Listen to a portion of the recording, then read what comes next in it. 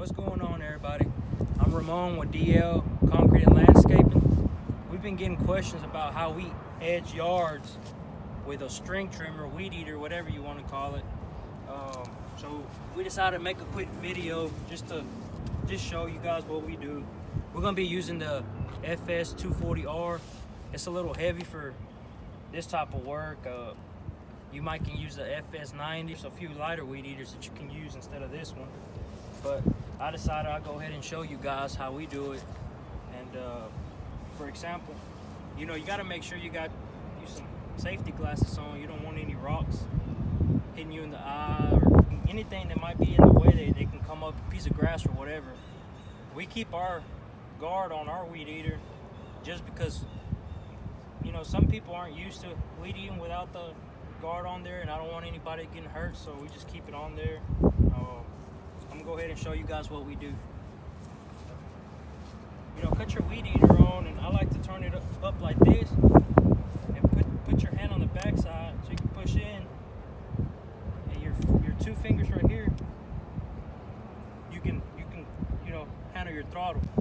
I like to have my left hand down on the shaft of the weed eater so you can kind of control it better. Some people like to hold it here, but I don't think you get good control because you can't really dictate where the head of that weed eater is going. So I like to hold it down at the bottom, and whether it be your left side or your right-handed, whatever. I'm right-handed, so I'd rather be on the other side. But when you're on the main road, I don't want anybody getting hit by a car or anything like that. So since I don't want to get hit by a car, I stand in the grass side, and I get started and I handle my edge, and I like to keep the weed eater head up because the closer you get it, you're eating up your string, and you'll eventually get to a point where you don't realize it, but you'll run out of string and you'll have to stop.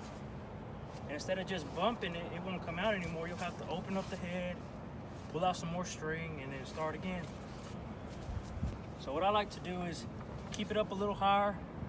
Once you realize that it's running low, instead of going deeper and deeper, just stop to the side and bump it, get you some more string out, and then keep going. Either way, if you're left-handed or right-handed, it really don't matter. You can do either way as long as you control that shaft. That's the most important part. You can turn it around this way and do the same thing.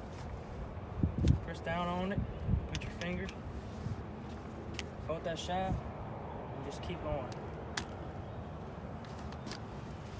So now we're gonna cut it on and show you guys how we would do it.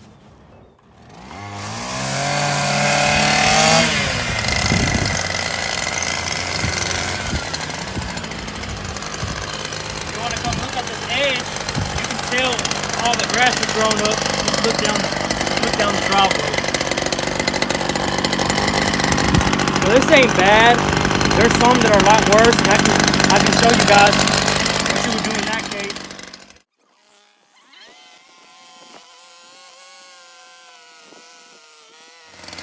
You can start like that just to make sure any grass is hanging over. Go ahead and pour it and get it out your way. And normally on the driveway.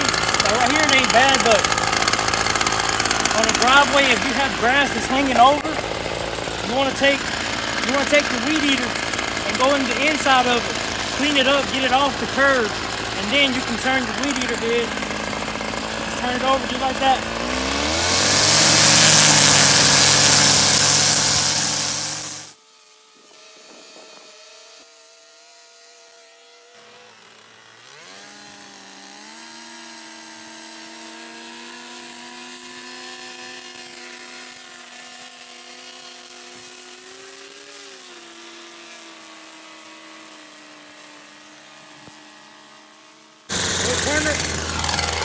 Or turn around, stand in the grass if you want to.